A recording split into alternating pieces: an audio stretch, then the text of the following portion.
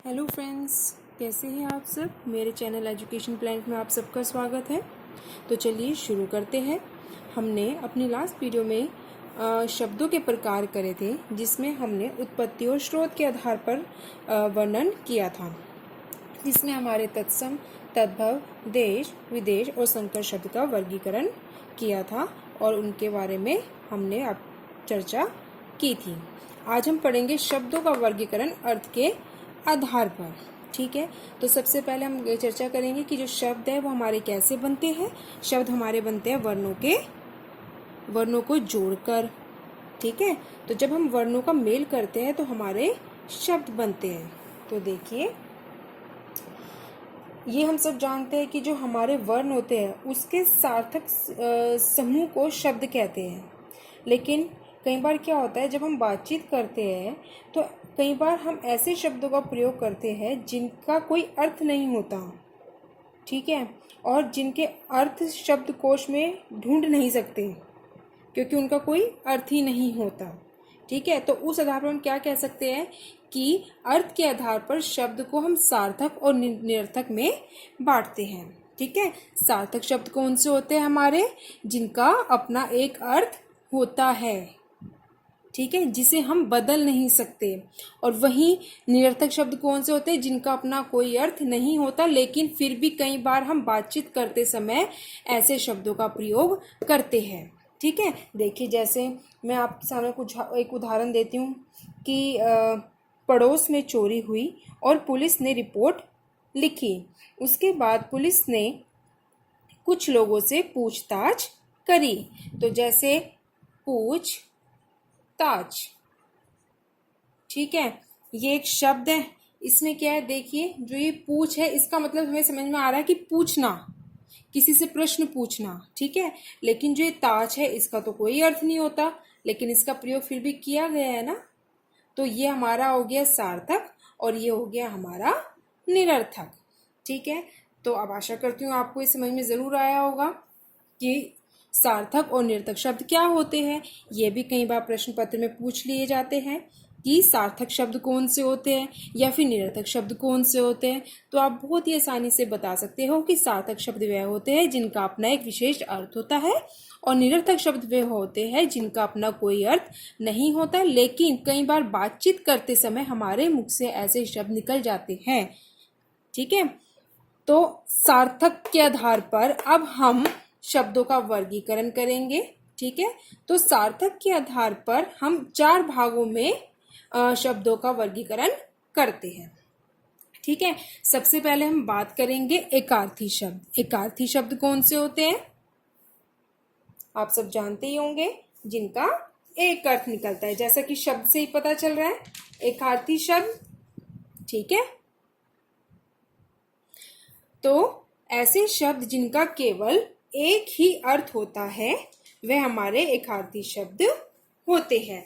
जैसे गंगा, शेर, गर्मी, इनका एक ही अर्थ है, इनका कोई अन्य अर्थ नहीं है। ठीक है, शेर यानी जो हमारा जानवर होता है, गंगा हमारा नदी का नाम है। ठीक है, गर्मी हमारा क्या है, एक सीजन नेम है। ठीक है, उसके बाद है हमारा अनेकार्थी शब्द। जैसा कि शब्द से प्रतीत हो रहा है, अनेकार्थी मतलब जब अनेक अर्थ होते हैं। देखिए, इसे ध्यान से समझिएगा, बहुत आसान है।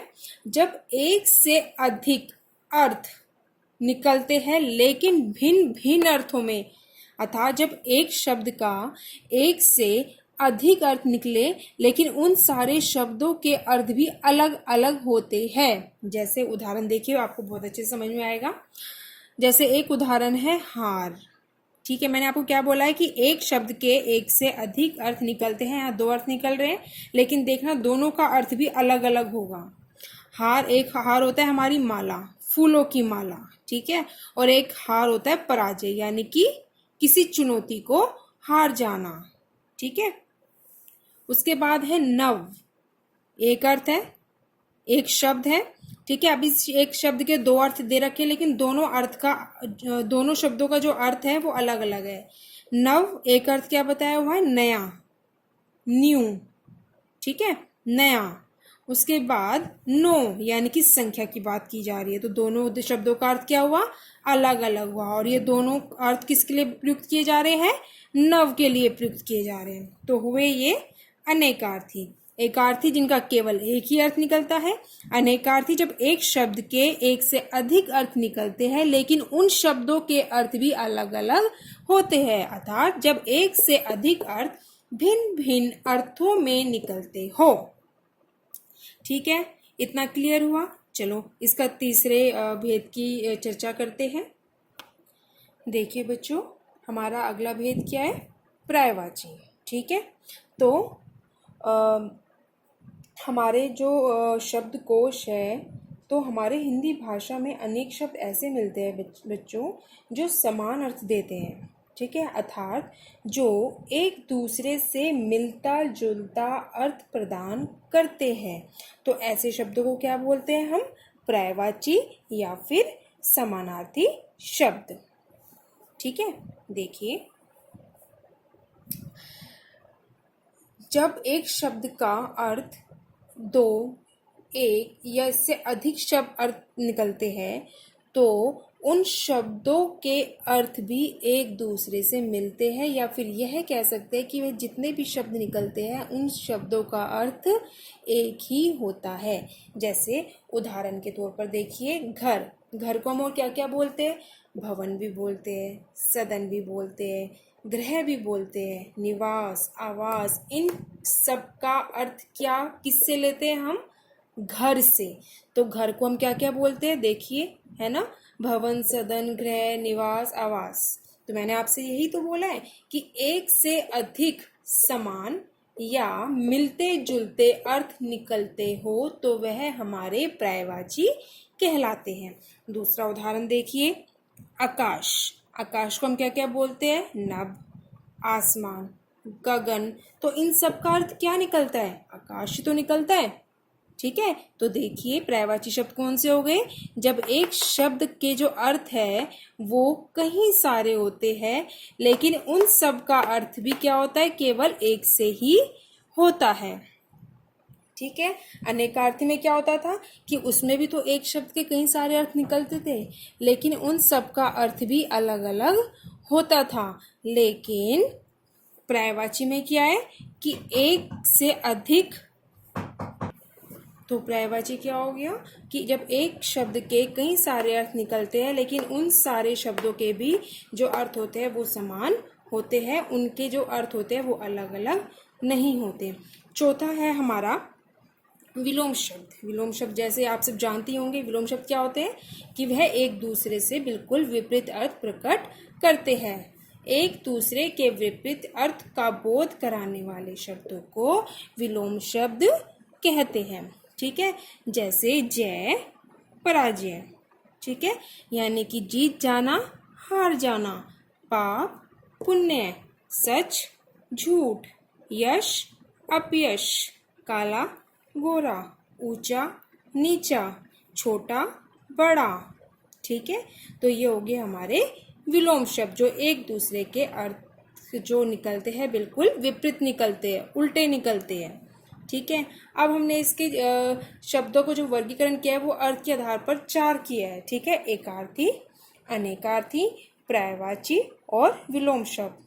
अब इन 4 भाग के अलावा भी कुछ प्रकारों का वर्णन किया गया है, वो मैं आपको बता देती हूँ क्योंकि कई बार उनमें से भी प्रश्न पूछ लिए जाते हैं। ज़्यादा मुश्किल नहीं है, बहुत ही आसान है। चलो वर्णन करते हैं, चर्चा करते हैं। देखिए बच्चों, हमने जो अभी शब्दों के आधार जो शब्दों का वर्गीकरण करा है अर्थ के आधार पर 4 करे थे, तो उनके अलावा भी कुछ और शब्दों की बात की गई है। इसमें बस आपको अर्थ पता होना चाहिए तो आप आसानी से इसके कर सकते हैं। देखिए, एक और है हमारा अनेक शब्द हेतु एक शब्द, अर्थात हम इसका क्या क्या अर्थ निकालते हैं। देखिए, जब अनेक शब्दों की जगह, ठीक है, ध्यान से सुनिएगा, बहुत आसान है। जब अनेक शब्दों की जगह यानी कि जब कहीं सारे शब्द होते हैं तो उनकी जगह जब हम एक शब्द का प्रयोग करते हैं, ठीक है, जब हम एक शब्द का प्रयोग करते हैं तो वह वाक्यांश के लिए एक शब्द के नाम से जाना जाता है। तो वह वाक्यांश के लिए एक शब्द के नाम से जाना जाता है। ठीक है, अनेक शब्द हेतु एक शब्द, जैसा कि आपको नाम से ही ज्ञात हो रहा होगा।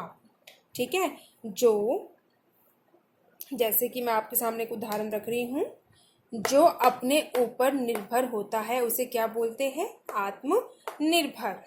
ठीक है, तो जैसे हम कई बार निबंध लिखते हैं या कोई भी रचना या कोई भी काव्य का वर्णन करते हैं, तो हम उसमें कई बार क्या करते हैं, ऐसे शब्दों का प्रयोग करते हैं कि जो कि कई सारे शब्दों की जगह प्रयोग किए जाते हैं।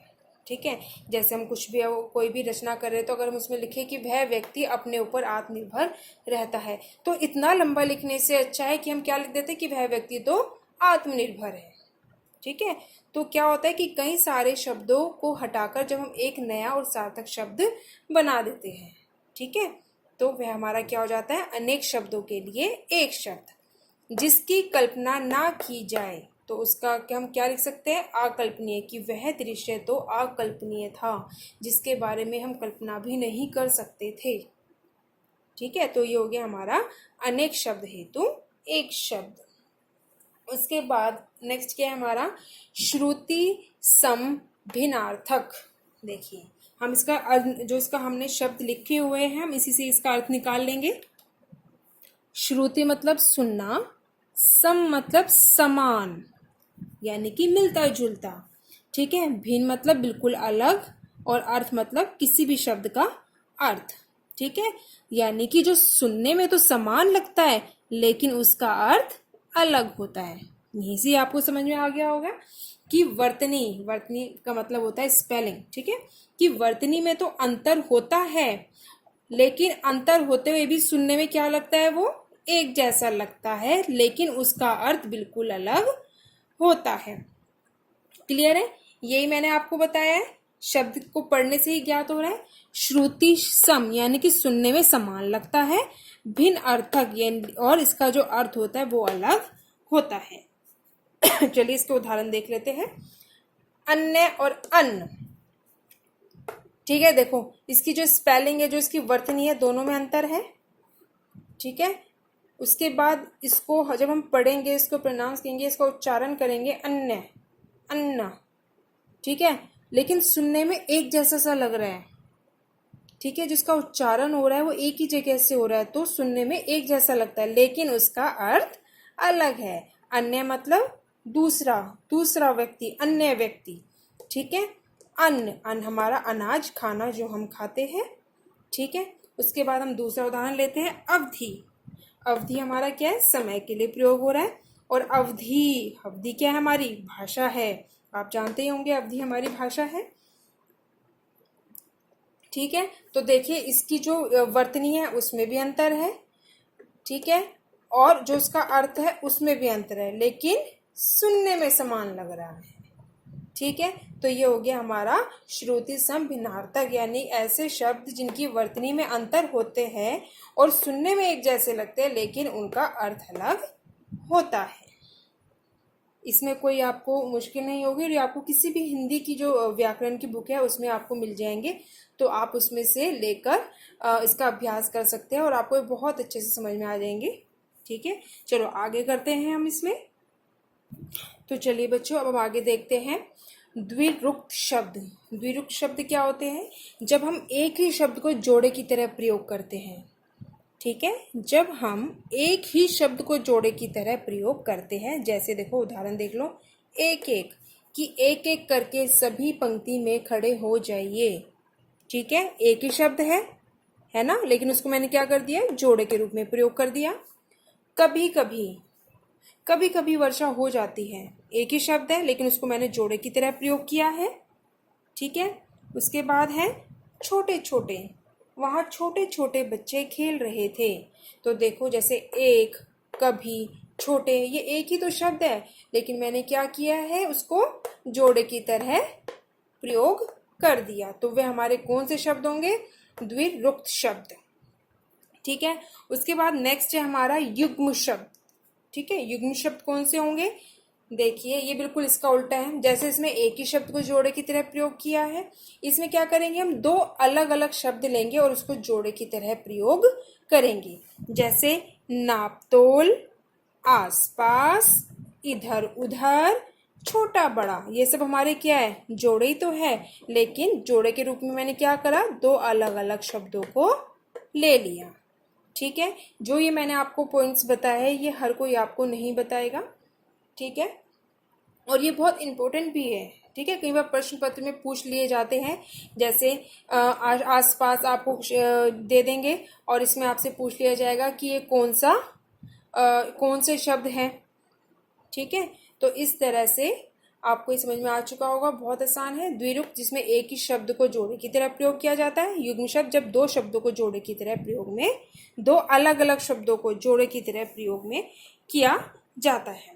तो आज हमने क्या किया, अर्थ के आधार पर किया, जिसमें हमने सार्थक निरर्थक पढ़े, एकार्थी, अनेकार्थी, पर्यायवाची, विलोम शब्द पढ़े, और उसके अलावा अन्य जिन जिन शब्दों का प्रयोग होता है, जैसे अनेक शब्द हेतु एक शब्द, श्रुति संभिन्नार्थक, द्विरूप और युग्म शब्द।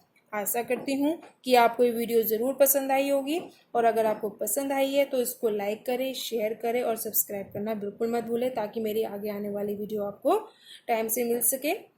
ठीक है, तो चलो मिलते हैं हम अपनी नेक्स्ट वीडियो में किसी नए विषय के साथ।